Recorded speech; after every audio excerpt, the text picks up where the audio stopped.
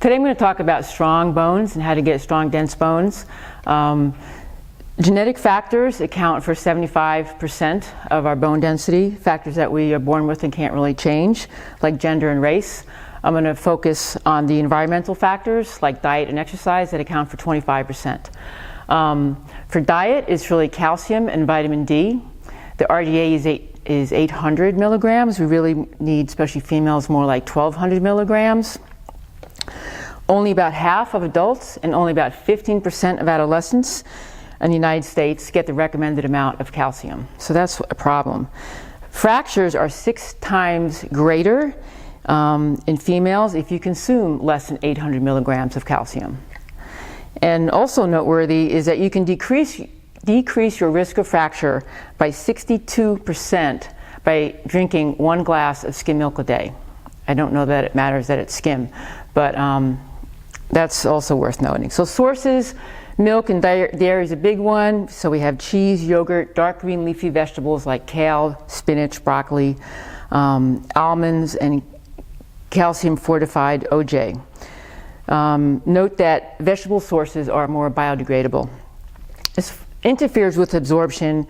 Excessive protein, very high fiber, more than 5 cups of coffee, antacids, alcohol, laxatives, and smoking all interfere with calcium absorption.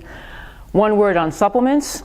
Calcium citrate has less elemental calcium in it, so you need more of it, but it is absorbed more easily than calcium carbonate. So you want to be careful what kind of calcium you're getting, because most of us actually do need a supplement because we don't drink enough milk.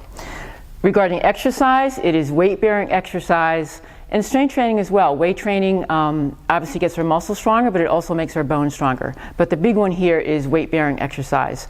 Running, walking, not swimming, not biking. So it's also one more thing I want to note is that sleep deprivation and stress, not that either of those would ever happen on a college campus, but they decrease bone health by releasing cortisol and so forth. So they can have a significant impact on bone health, stress and sleep deprivation. So now I want to draw you my bank analogy that I think is really noteworthy, especially for this age group. So until you are approximately, we're going to say 23, okay, you can make deposits in your bank account, all right, and build up your bank account. So your bank account can be here, or it can look like here, but again, by the time you're 18, 90% of your bone density is set. It's done.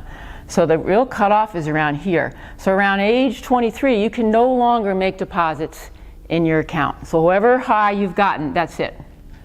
Okay, so now we go to the next phase of life. So now the best you can do is stay level with calcium weight-bearing exercise, or you can go down if you're not doing what you need to do. And then right around here, we'll say early 50s, okay, you can, withdrawals will be made from your account, whether you like it or not. Something called menopause happens around here for us females.